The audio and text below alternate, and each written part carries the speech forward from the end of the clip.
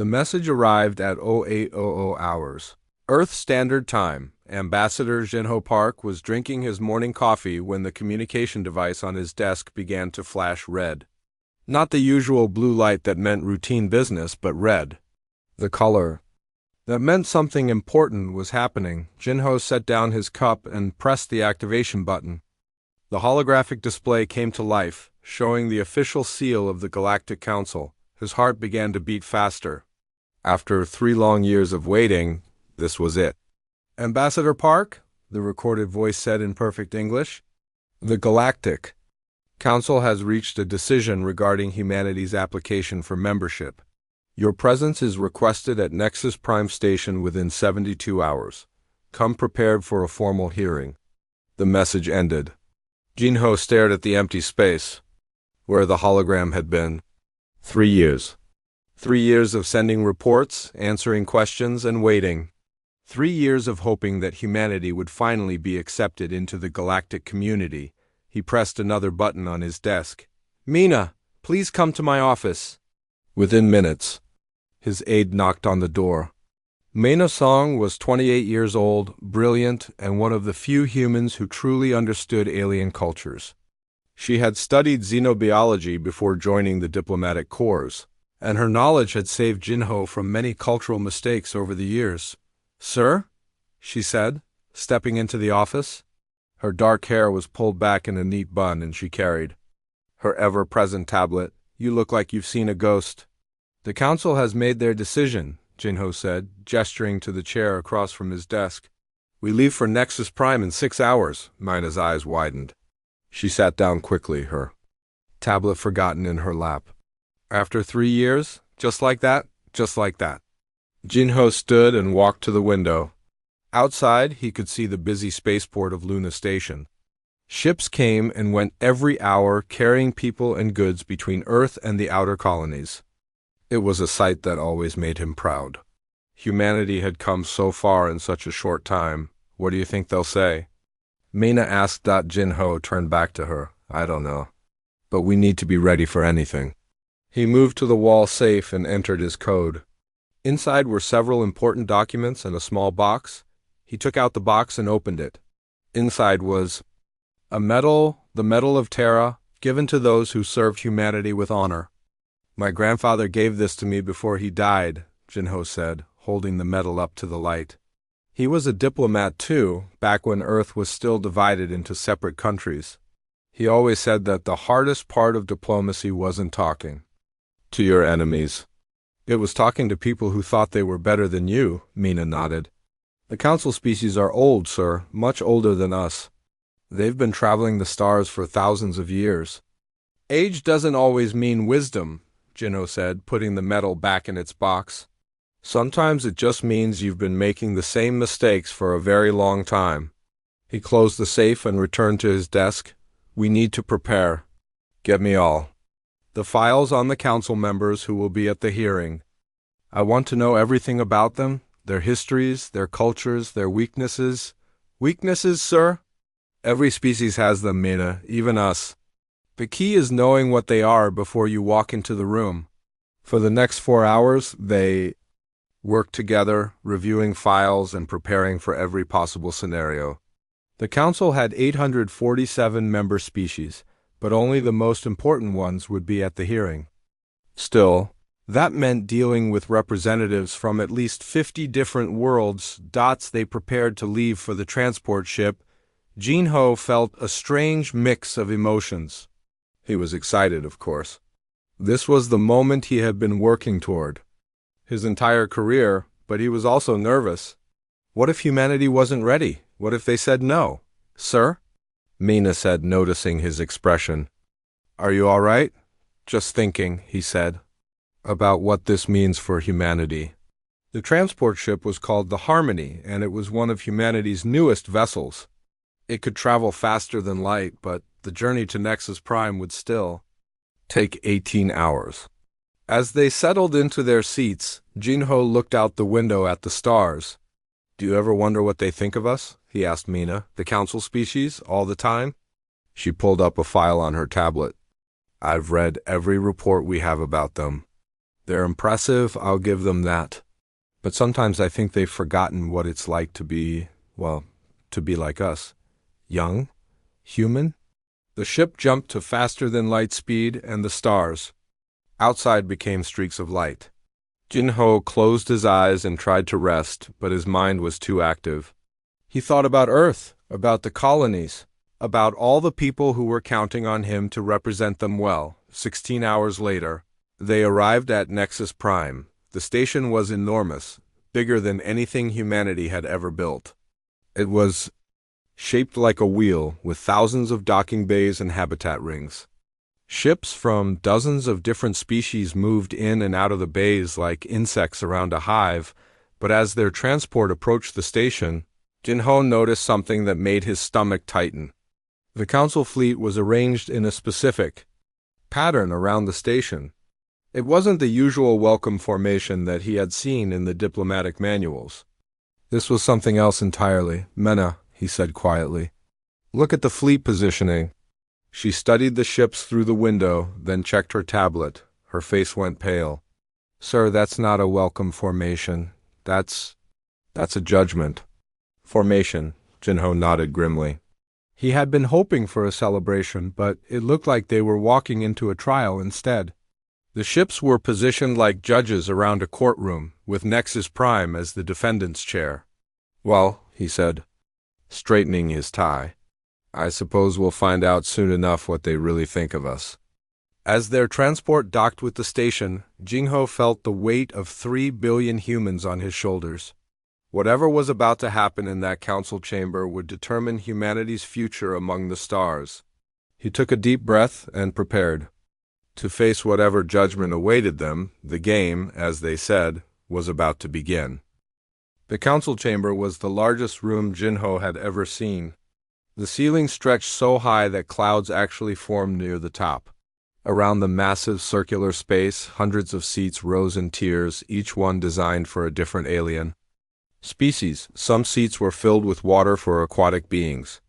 Others glowed with strange lights for creatures that lived in darkness. Jin-ho and Mina walked across the floor toward the center of the chamber. Their footsteps echoed in the huge space. All around them, alien eyes watched their every move. Some of the beings looked almost human, while others were so strange that Jin-ho had to fight not to stare. "Remember," Mina whispered as they walked, "don't look directly at the flame dancers. It's considered rude." "And don't bow to the Crystal Collective," Jin-ho whispered back.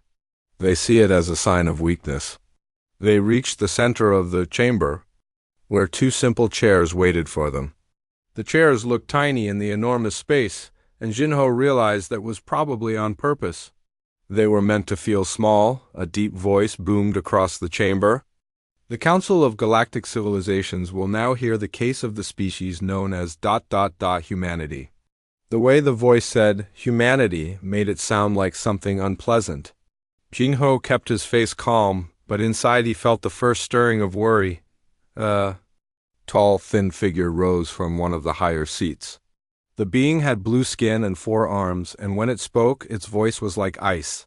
"I am Counselor Vextari of the Hegemony. I have studied the humans for 3 years, and I will now present our findings." Vextari gestured with all 4 arms, and a holographic display appeared in the air above Jin-ho and Mina. The display showed images of Earth, but not the beautiful, peaceful Earth that Jin-ho knew. Instead, it showed wars, pollution, and destruction. "Behold," Vextari said, "the species that dares to ask for membership in our council. Humanity is a race of violent primitives. Look at their history, nothing but war after war after war. They have killed more of their own kind than any other species we have ever encountered." The display changed to show burning cities and battlefields. Jin-ho felt his jaw tighten, but he kept his expression neutral. Beside him, Mena's hands were clenched into fists. "Their planet," Vextari continued, "is scarred by their own carelessness. They poisoned their air, their water, their soil. They drove countless species to extinction. They nearly destroyed their own world through greed and ignorance." More images appeared: polluted rivers, dead forests, empty oceans. Some of the alien beings in the chamber made sounds of disgust. And now, Vextari said, his voice getting louder, they believe they deserve to stand among civilizations that have mastered the stars for millennia. They have barely crawled beyond their own solar system, yet they think they are ready to join us. The tall alien sat down, and another figure rose. This one looked like it was made of living crystal, with light pulsing through its transparent body. When it spoke, its voice was like music, but the words were harsh. I am Counselor Zephin of the Crystal Collective. The humans' technology is crude and primitive. Their computers are slow, their ships are clumsy, their weapons are simple. They still use chemical rockets to reach orbit. They have not even learned to manipulate matter at the quantum level. The crystal being gestured, and the display now showed human technology compared to alien technology. Human spaceships looked like toys next to the elegant alien vessels. Human computers seemed ancient compared to the glowing alien devices. But their greatest weakness, Zephan continued, is their minds. They are limited by their biological brains. They cannot think as fast as we do. They cannot process as much information. They cannot live as long as we do. Their lifespans are laughably short, barely a century at most. A ripple of what sounded like laughter went through the chamber. Jinho felt heat rise in his cheeks, but he kept his face calm. Another being stood up. This one was tall and thin, with skin that seemed to absorb light. I am Counselor Drac of the Voidwalkers. We have observed the humans for many years, and we have seen nothing that impresses us. They are emotional creatures, driven by feelings rather than logic. They make decisions based on fear, anger, and desire instead of cold reasoning. The dark being's voice was like a whisper that somehow filled the entire chamber. They fight among themselves over resources, over beliefs, over land. They cannot even achieve unity on their own planet. How can they contribute to galactic civilization? More beings rose to speak. Each one found new ways to insult humanity. They called humans weak, stupid, violent, primitive, and worthless. They said humanity had nothing to offer the galaxy except problems, the Eternal Syndicate. Beings who had uploaded their minds into machines mocked humanity's attachment to their biological bodies. They cling to flesh like children cling to toys, their representative said. They refuse to evolve beyond their primitive forms. The timekeepers, who could see into the future, claimed that humanity would bring nothing but chaos to the galaxy. In every timeline where they join us, disaster follows. Their speaker declared the Harmony Collective, a species that had achieved perfect mental unity, dismissed human individuality as a weakness. They cannot even agree with each other, their representative said. How can they work with us? Through it all, Jinho sat perfectly still. His face showed no emotion, no reaction to the insults. He kept his hands folded in his lap and his eyes forward, but inside he was listening carefully to every word. Beside him, Mena was not handling it as well. Her face was red with anger, and her hands were shaking. She started to stand up several times, but each time Jinho placed a gentle hand on her arm to stop her. Sir, she whispered urgently, we have to respond. We can't just sit here and let them say these things. Not yet, Jinho whispered back. Let them talk. Let them show us who they really are. The insults continued for over an hour. By the end, even some of the alien beings seemed uncomfortable with how harsh the criticism had become. But the message was clear. Humanity was not welcome in the Galactic. Council. Finally, Vexthari rose again. The Council has heard enough evidence. It is clear that humanity is not ready for membership. Perhaps in a few thousand years, when they have evolved beyond their primitive state, they may try again. But for now, their application is— Excuse me, Jinho said, standing up. His voice was quiet, but it carried clearly across the massive chamber. May I speak? The chamber fell silent. Every alien eye turned to look at the small human figure standing in the center of the vast space. Vexthari looked surprised. You— You wish to respond? I do, Jinho said calmly. I have listened to your words with great interest. And I have learned a great deal about all of you. A murmur ran through the chamber. This was not what they had expected. Very well, Vexthari. Sod, speak your piece, human. But know that nothing you say will change our decision. Junho smiled slightly. We shall see about that. Jinho stood in the center of the massive chamber, looking up at the hundreds of alien faces staring down at him. But he did not speak right away. Instead, he listened as more council members continued to insult humanity. A new figure rose from the upper tiers. This being was ancient-looking with pale skin that seemed almost transparent. When it moved, it was like watching a ghost. I am Counselor Taiho of the Kethmori, the being said in a voice that sounded tired. My people have lived for over 1,000 years each. We have seen empires rise and fall. We have watched species evolve and die out. And in all our long lives, we have never seen a species as foolish as humanity. The ancient being gestured weakly. You humans live such short lives. Barely 100 years at most. You rush through your existence like insects, never having time to truly learn or grow. How can you understand the galaxy when you die before you can even begin to comprehend it? Jinho listened carefully. There was something in the old being's voice, something that sounded almost ... Another figure stood up. This one was different from the others. It had no physical body that Jinho could see clearly. Instead, it was a shifting pattern of lights and energy. I am Counselor Hyan of the Cerebral Dominion, the energy being said. Its voice seemed to come from everywhere at once. My people have evolved beyond the need for biological brains. We think with quantum processors that can calculate faster than any organic mind. We can process information at the speed of light. The lights pulsed brighter. You humans are trapped in your meat-based thinking. Your biological brains are slow, inefficient, and prone to error. You make decisions based on chemicals and emotions rather than pure logic. You cannot even begin to understand how primitive your thinking really is. Jinho nodded slowly, as if he was agreeing. But his mind was working fast. He was starting to see something that the aliens probably did not realize they were showing him. Dr. Hana Kim, humanity's chief scientist, was sitting in the small observer section behind Jinho. She leaned forward and activated her private communication device. Her voice came through Jinho's earpiece so quiet that only he could hear it. Sir, she whispered, I'm analyzing their speech patterns. There's something strange about what they're saying. They're not just trying to convince us that we're inferior. They're trying to convince themselves of something. Jinho touched his earpiece once to show he had heard her. He kept his face calm, but inside he was beginning to understand. Another being rose to speak. This one was tall and metallic, with glowing eyes and a voice that sounded like a computer. I am Counselor Deho of the Eternal Syndicate, the robot-like being said.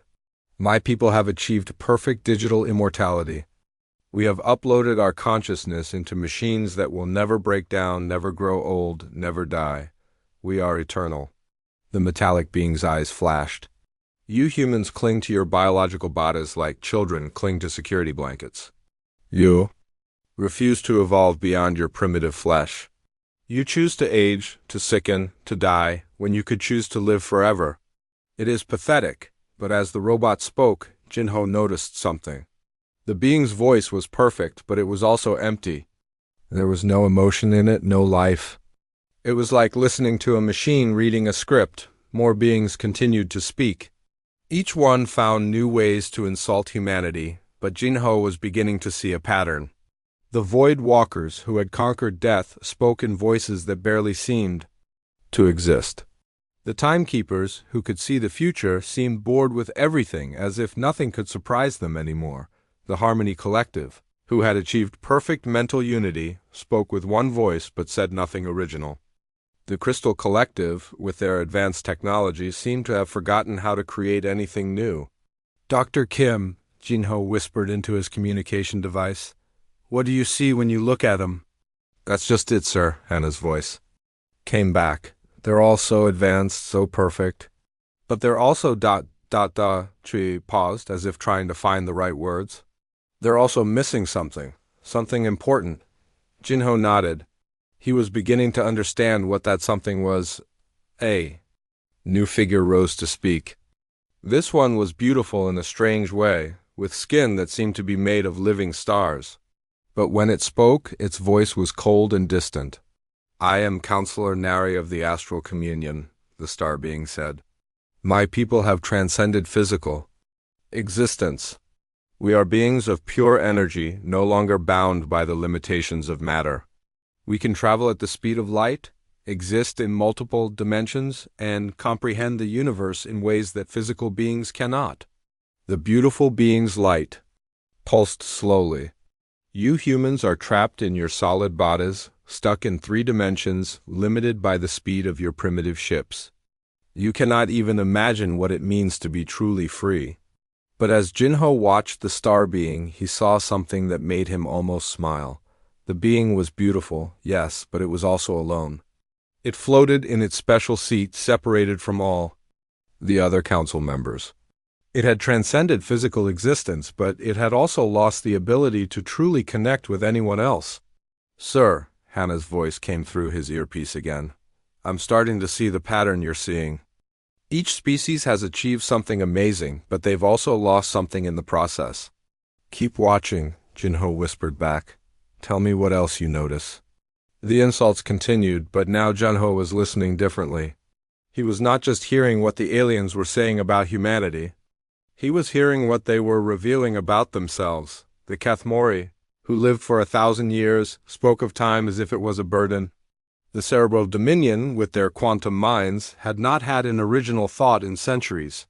The Eternal Syndicate, who had achieved immortality, seemed to have forgotten what it meant to truly live. Each species that spoke revealed something they had lost. The Voidwalkers had conquered death but forgotten how to live. The Timekeepers could see the future but had lost the ability to be surprised by it. The Harmony Collective had achieved perfect unity but lost individual creativity. "They're not insulting us," Jinho realized suddenly. "They're defending themselves." "What do you mean, sir?" Hannah asked through the earpiece. "They're trying to convince themselves that what they've lost wasn't important," Jinho said quietly. "They're trying to believe that becoming perfect was worth the price they paid." As he stood there, listening to species after species explain why humanity was inferior, Jinho began to understand something profound. These beings were not just ancient and advanced. They were also trapped. They had solved all their problems, overcome all their limitations, and achieved all their goals. And in doing so, they had stopped growing. They had stopped becoming. The last speaker sat down, and the chamber fell silent. All eyes turned to Jinho, waiting to see how the primitive human would respond to their overwhelming criticism. Jinho looked around the chamber slowly, meeting the eyes of as many council members as he could. He had heard everything he needed to hear. Now he understood not just what they were saying, but why they were saying it. "Thank you," he said simply. "You have taught me a great deal about yourselves." The chamber stirred uneasily. That was not the response they had expected. "Now," Jinho said, his voice growing stronger, "let me tell you what I have learned." Jinho stood quietly in the center of the chamber for a long moment. The silence stretched on, becoming uncomfortable. Hundreds of alien beings stared down at him, waiting for his response to their overwhelming criticism. Finally, he spoke. His voice was calm and clear, carrying easily across the vast space without any need for amplification. "I have listened to your words," he began, "and I have heard something remarkable. Each of you has told me exactly what you have lost in becoming advanced." A murmur ran through the chamber. This was not what they had expected to hear. Jinho turned to face the section where Counselor Taiho of the Kathmori sat. The ancient being looked down at him with tired, 1,000-year-old eyes. "Counselor Taiho," Jinho said, "you spoke of your people's great lifespans, 1,000 years each, truly impressive. But I noticed something in your voice when you spoke of time. You sounded tired. Tell me, when was the last time one of your people felt excitement about waking up in the morning?" The ancient being shifted uncomfortably in his seat. "We have moved beyond such primitive emotions." "That's not what I asked," Jinho interrupted gently. "I asked when you last felt excited about being alive." Taiho fell silent. Around the chamber, Other beings began to stir uneasily. Jinho turned to another section. Counselor Hyan of the Cerebral Dominion. Your quantum processors can think faster than any biological brain. You can process information at the speed of light. But tell me, when was the last time one of your people had an original idea? The energy being's lights flickered. We have perfect access to all knowledge. Knowledge is not the same as creativity, Jinho said. You can process information. Perfectly, but can you create something new? Can you imagine something that has never existed before? Can you dream? The lights dimmed slightly. The energy being did not answer. Counselor Deho of the Eternal Syndicate, Jinho continued, turning to the metallic robot-like being. Your people have achieved digital immortality. You will never age. Never sick and never die, but I have a question for you too. The robot's glowing eyes focused on him. Speak. Do you remember what it felt like to be alive? Jinho asked. Not just existing, not just processing data, but truly alive?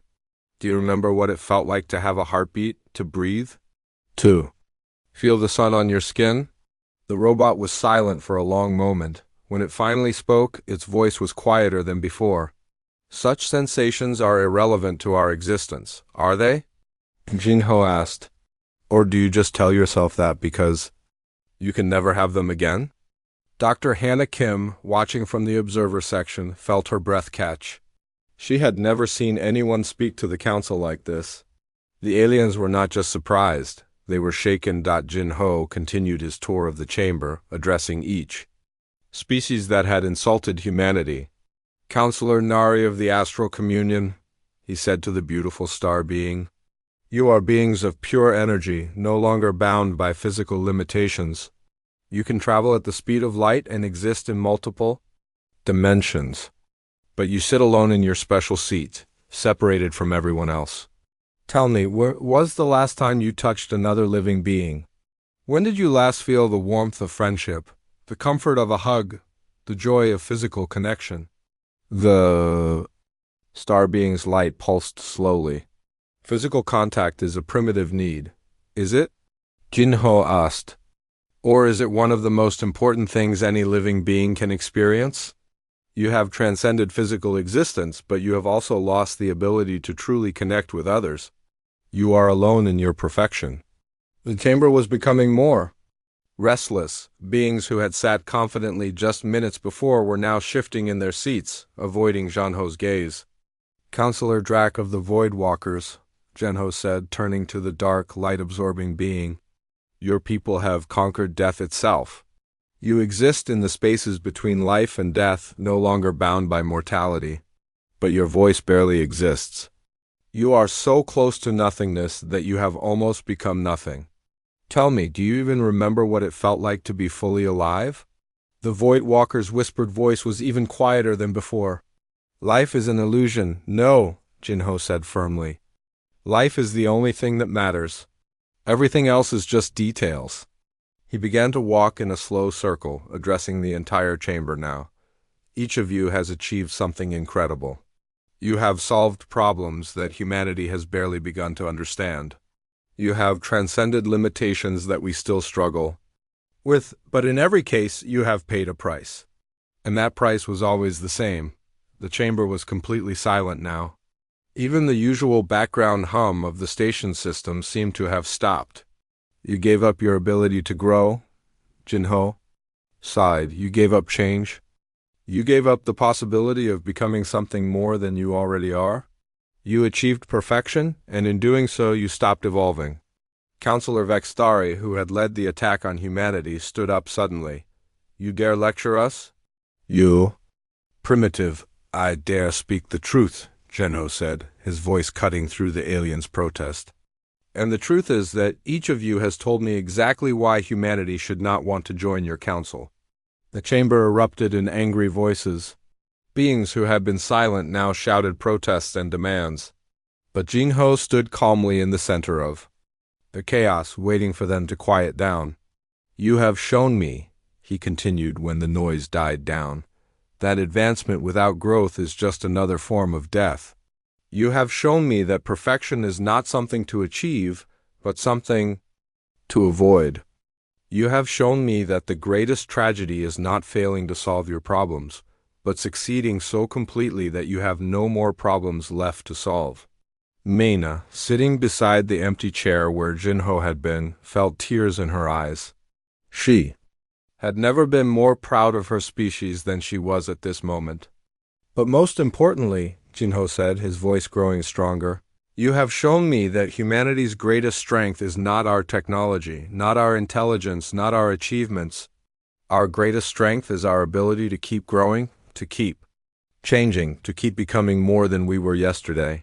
He paused, looking around the chamber at the hundreds of alien faces staring down at him. Some looked angry, some looked confused, but many looked thoughtful. You mock our short lives, he said, but in our brief time, we live more fully than you do in your endless existence. You mock our primitive technology, but we use it to create new things every day. You mock our biological limitations, but those limitations force us to be creative, to adapt, to grow. The chamber was silent again, but it was a different kind of silence now. It was the silence of beings who were hearing something they had never heard before. You ask what humanity has to offer the galaxy, Jinho said. We offer something that you have all forgotten how to do. We offer the ability to change, to grow, to become better than we are today. We offer hope. He stood quietly for a moment, letting his words sink in. And that, he said finally, is why you are all so afraid of us? The chamber was so quiet that Jinho could hear his own heartbeat. Hundreds of alien beings stared down at him, their faces showing confusion, anger, and something else, something that might have been fear. You think I'm just guessing about what you've lost, Jinho said, his voice carrying clearly through the vast space. You think I'm making wild accusations based on nothing but human emotion, but you're wrong. He gestured to Meina, who stood up from her chair. She activated her tablet, and suddenly the air above the chamber filled with holographic displays, charts, graphs, and data that made the aliens lean forward in their seats. While you have been debating our worthiness for 3 years, Jinho continued, we have been studying each of your civilizations. We have analyzed your histories, your societies, your achievements, and what we found was both fascinating and tragic. Mina's fingers moved across her tablet, and the first display focused on the Kethmori section. The ancient beings shifted uncomfortably as data about their civilization appeared for everyone to see. The Kethmori, Jinho said, have lived for 1,000 years each for the past 50,000 years. Truly impressive, but look at this data. He pointed to a graph that showed a steady decline. Your birth rates. 50,000 years ago, when you first achieved extended lifespans, Kethmori families had an average of 8 children. Today, the average is 0.1 children per family. Gasps echoed through the chamber. Even some of the Kethmori looked shocked. You are literally dying out, Jinho said simply. Your people have become so tired of living that they have stopped creating new life. At current rates, your species will be extinct within 10,000 years. Immortality without the desire to continue living leads to extinction. Counselor Taiho stood up, his ancient face pale. That information is classified. How did we asked, Jinho said calmly. We sent researchers to your worlds, and your people were happy to talk to us. Apparently, no one had shown interest in their lives for centuries. They were grateful that someone cared enough to listen. The display shifted to show data about the cerebral dominion. The energy being's lights flickered nervously as their information appeared. The cerebral dominion, Jinho continued, with their quantum processors and light-speed thinking. Truly impressive computational abilities, but look at this. A new graph appeared. Creative output over time. 50,000 years ago, when your people first uploaded their consciousness, you produced an average of 10,000 new ideas, inventions, and artistic works per year. Today, that number is 0. The chamber fell silent. Even the constant humming of the energy beings stopped. 0, Jinho repeated. Your quantum minds can process any information perfectly, but you haven't had an original thought in 3,000 years. You can calculate the movement of every atom in the universe, but you cannot imagine something that has never existed before. Dr. Hana Kim, watching from the observer section, felt her heart racing. She had helped compile this data, but seeing it presented like this was incredible. The display changed again, this time showing information about the Eternal Syndicate. The robot-like beings' glowing eyes dimmed as their data appeared. The Eternal Syndicate, Jinho said, achieved digital immortality and freedom from biological limitations. But each time you transfer consciousness from one machine to another, you lose something. We analyzed your transfer records. Yes, they're publicly available on your networks. Each transfer reduces your consciousness by an average of 0.003%. The mathematical implications hit the chamber like a physical blow. Even the aliens who weren't good at math could understand what that meant. At current transfer rates, Jinho continued, the oldest members of your species have lost nearly 40% of their original consciousness. You are literally disappearing, piece by piece, transfer by transfer. In pursuing immortality, you have achieved a slow, endless death. Counselor Deho of the Eternal Syndicate stood up abruptly. This is impossible. Our technology is perfect. Your technology is perfect, Jinho agreed. But perfection and life are incompatible. Life requires imperfection, change, growth. Your perfect systems are perfectly destroying everything that made you who you were. The display shifted again and again, showing data about species after species. The Void Walkers, who had conquered death, were slowly fading from existence, their birth rates approaching zero because they had forgotten why life was worth living. The Timekeepers, who could see the future, had become so bored with existence that they spent most of their time in stasis, waiting for something interesting to happen. The Harmony Collective, who had achieved perfect mental unity, had not produced a single independent thought in millennia. The Crystal Collective's advanced technology had stagnated because they had optimized everything to perfection, leaving no room for improvement or innovation. Every single one of your species, Jinho sighed, has made the same mistake. You have confused advancement with completion. You have confused perfection with success.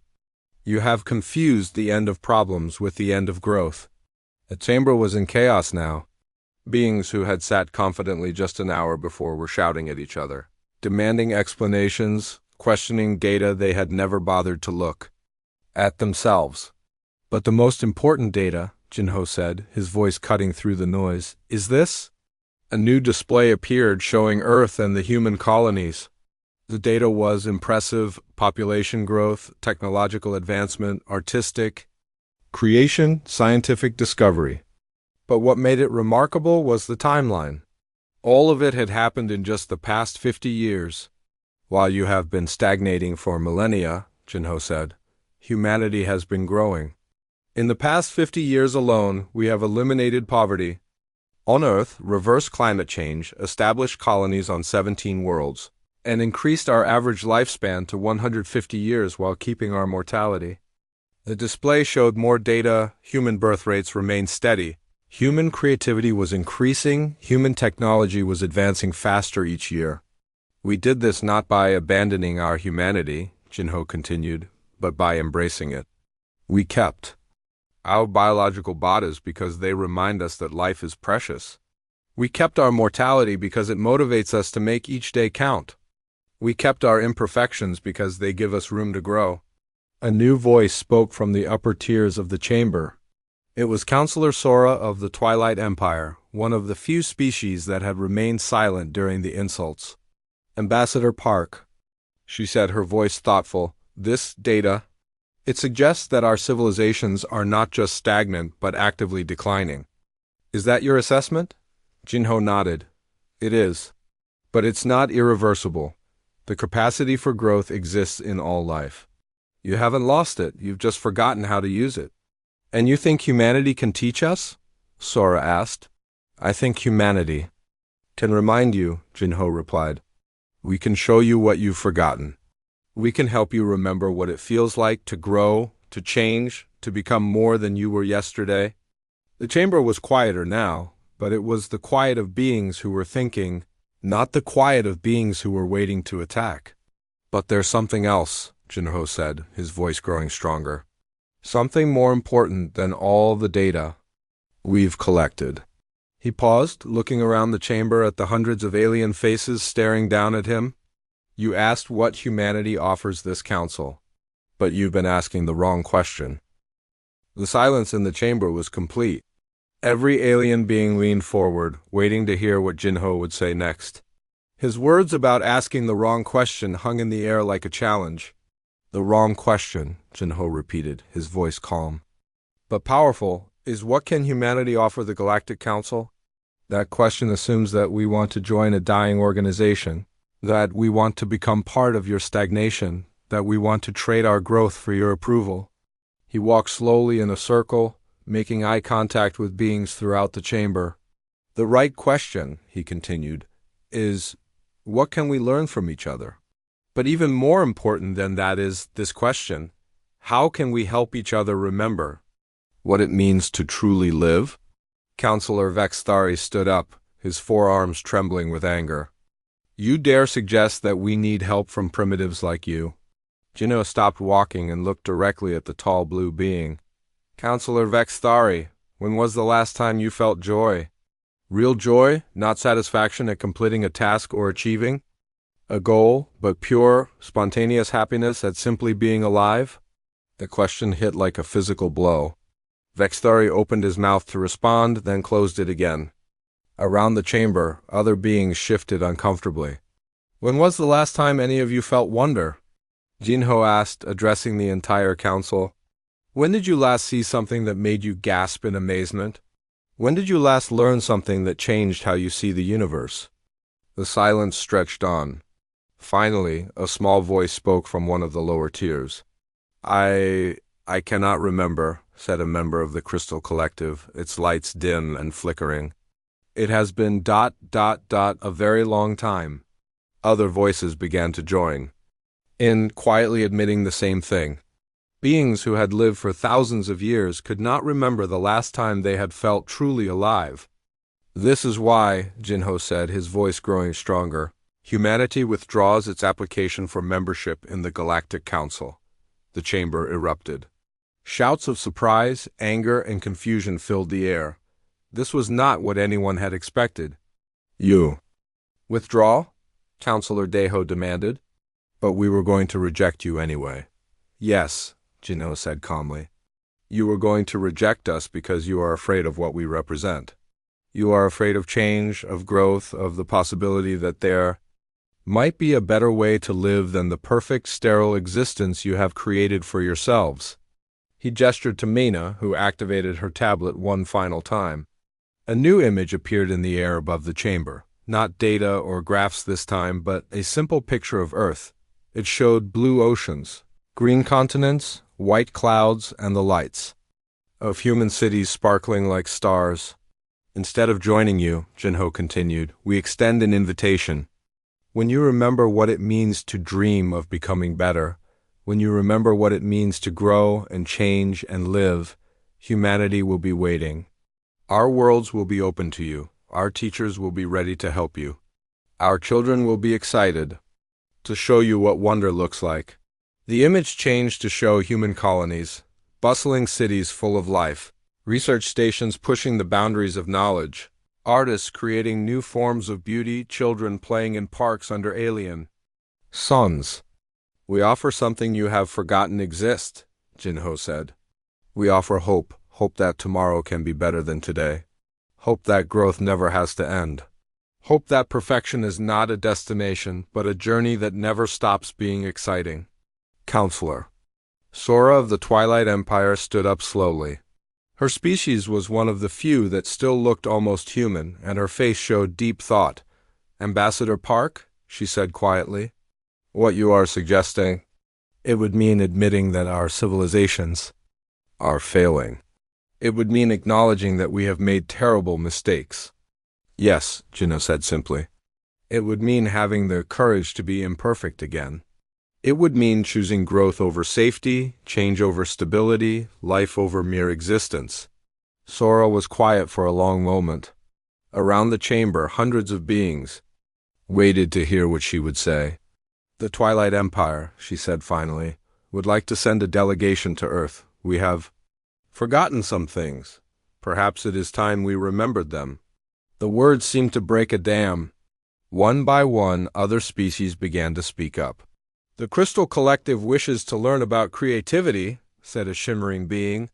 The Void Walkers would like to understand emotions, whispered a dark figure.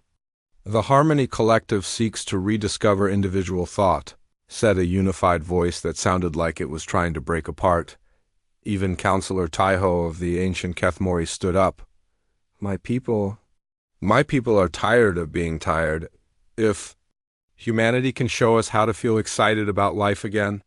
Within an hour, 47 different species had requested permission to establish cultural exchange programs with human worlds. The chamber that had begun the day as a court of judgment had become something entirely different. A classroom where the teachers were the youngest species in the galaxy. As Jinho and his team prepared to leave the chamber, Counselor Vextari approached them. The tall blue being who had led the attack on humanity now looked confused and uncertain. Ambassador Park, he said quietly, I do not understand. You could have fought our decision. You could have argued for membership. Why? Did you do ... instead? Jinho smiled, the first time he had smiled since entering the chamber. Because sometimes the best way to join a club is to make them want to join yours instead. 6 months later, Jinho stood in his new office on Nexus Prime, looking out at a view that would have been impossible to imagine before. The cold, formal council chamber had been transformed into something warmer and more alive. Species that had not spoken to each other in millennia were now working together on joint projects. Mina entered his office, carrying a stack of reports. Sir, we have 12 more species requesting cultural exchange programs this week. The Kethmori birth rates are up 300%. The Cerebral Dominion has produced its first original artwork in 3,000 years. And the Eternal Syndicate is experimenting with biological bodies again. Jinho nodded, satisfied. Through the window, he could see ships arriving daily from across the galaxy. Each one carried beings who had rediscovered something they thought they had lost forever, the desire to grow. You know what the strangest part is? Mina said, looking out at the bustling station. They're all becoming more like themselves. Again, not more like us, but more like who they used to be before they became perfect. That's the point, Junho replied. We didn't teach them to be human. We reminded them how to be alive. The galaxy had insulted humanity, expecting submission or retreat. Instead, they had received the greatest gift any civilization could offer, hope that change was possible, that growth could continue, and that the journey toward becoming better never had to end. In trying to judge humanity unworthy, the Council had discovered that they themselves had forgotten what worthiness meant. And in learning to live again, they had found something more valuable than any technology or achievement. They had found themselves.